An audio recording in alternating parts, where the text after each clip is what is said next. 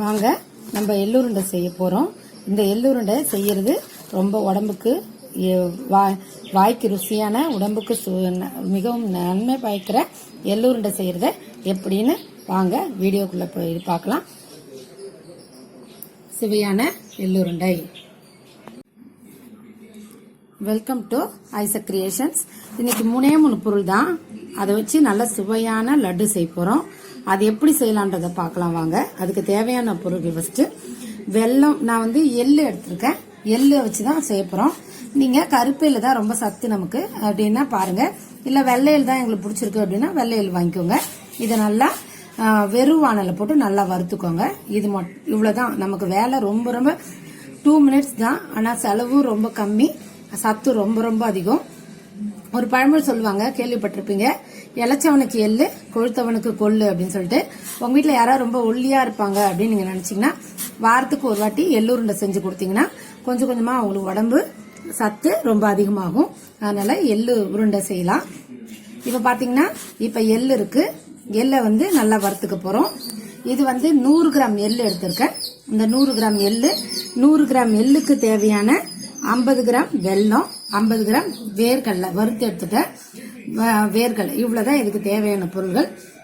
மிஞ்சி மிஞ்சி போனா இதோட செலவு பாத்தீங்கன்னா 30 ரூபாயில இருந்து 35 ரூபாய்க்குள்ள மட்டும்தான் வரும். ஆனா நம்ம பாருங்க, இதுல செஞ்சு சாப்பிடும்போது நமக்கு ரொம்ப ரொம்ப சத்தும் அதிகம், நமக்கு உடம்புக்கும் நல்லது, கேடவும் கிடையாது, செலவு ரொம்ப ரொம்ப கம்மி.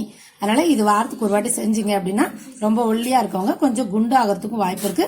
குண்டுனா வெறுமனே குண்டு இல்ல, சத்தான உடல்வாக பெற்றவங்களா இருப்பாங்க. வாங்க எள்ளு உருண்டை செய்யலாம். பாருங்க, வெறும் வானல்ல எள்ளு போட்டுட்டோம். எள்ளு போட்டு எண்ணெய் எதுவுமே விடக்கூடாது. சும்மா வெறும் வானல்ல நல்லா வறுக்கணும். அது பாத்தீங்கன்னா அரிசி எல்லாம் வறுத்தோம்னா எப்படி பொரிச்சு வருமோ அது போல அது பொரிஞ்சு வரும். அது வரைக்கும் நல்லா வறுக்கலாம். தீய விட்டுறாதீங்க, ஒரு பக்கமா கிளற வேண்டாம். உங்க வீட்டுல நிறைய பேர் இருக்காங்க அப்படின்னு நீங்க நிறைய கூட செஞ்சு வச்சுக்கலாம். 1 வாரம் 10 நாள் வரைக்கும் இது கெடவே கிடாது. ஃப்ரிட்ஜ்லயும் வைக்க தேவையில்ல, வெளியிலேயே வைக்கலாம். ஒரு கிலோ நீங்க ஒருவேளை எள்ளு போட்டீங்க அப்படின்னா 1/2 கிலோ வெல்லமும் 1/2 கிலோ வேர்க்கடலையும் போடுங்க.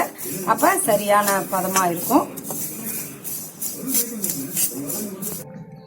அந்த காலத்துல எங்க அம்மா எல்லாம் செய்யும் போது இதை அப்படியே ஊற வச்சுட்டு அந்த சாக்குல தேய்ப்பாங்க, அந்த தோலெல்லாம் வந்துடும். அதுக்கப்புறம் அதை வறுத்துட்டு செய்வாங்க. நமக்கு அது தெரியாதுன்றதுனால நான் கருப்பையில டைரக்டாவே வறுத்துக்கிறேன். வெள்ளை தோல் எடுத்தது மிஷின்ல எடுக்கிறதுனால அது ஒன்றும் அப்படி நல்லா சத்து இருக்காது அப்படின்றதுனால அதை யூஸ் பண்றது இல்லை. கருப்பு எல்லை யூஸ் பண்ணிக்கோங்க, நல்லா தான் இருக்கும், ஒன்றும் பிரச்சனை இல்லை.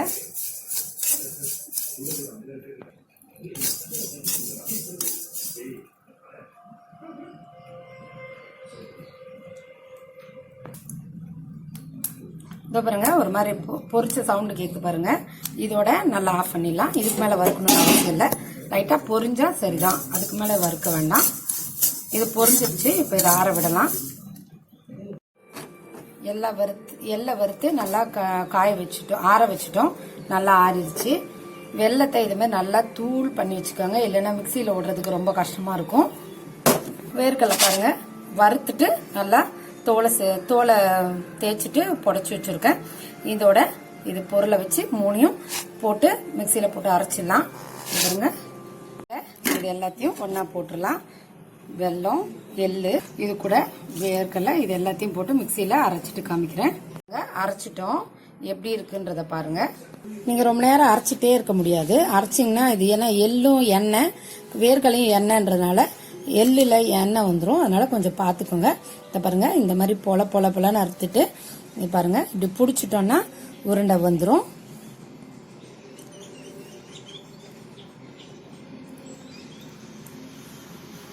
பாருங்க எவ்வளவு சுவையானதா இருக்கும் அப்படின்றத செஞ்சு பாத்தீங்கன்னா தான் உங்களுக்கு தெரியும்.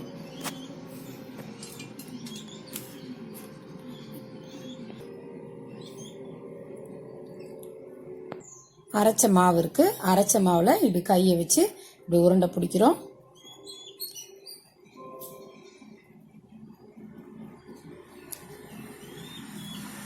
இது பாருங்க, சுவையான உருண்டை ரெடி ஆயிடுச்சு. இது அவ்வளோ உடம்புக்கு அவ்வளோ நல்லது.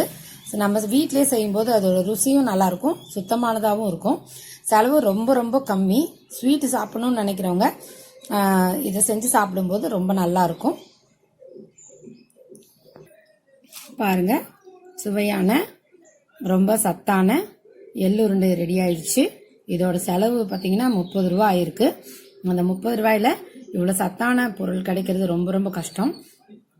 நம்ம கடையில் 4 ரவா உருண்டை தான் வாங்குறோம். அதுக்கே 20 ரூபா 25 ரூபா செலவாகுது. இது பாருங்க 10 உருண்டைக்கு மேலே வந்திருக்கு. நமக்கு செலவு 30 ரூபா தான் இருக்கு. ஆனால் நம்மளே செய்கிற ஆரோக்கியமும் கிடைச்சிருக்கு. இந்த வீடியோ பிடிச்சிருந்தா லைக் பண்ணுங்க, ஷேர் பண்ணுங்க, சப்ஸ்கிரைப் பண்ணுங்க.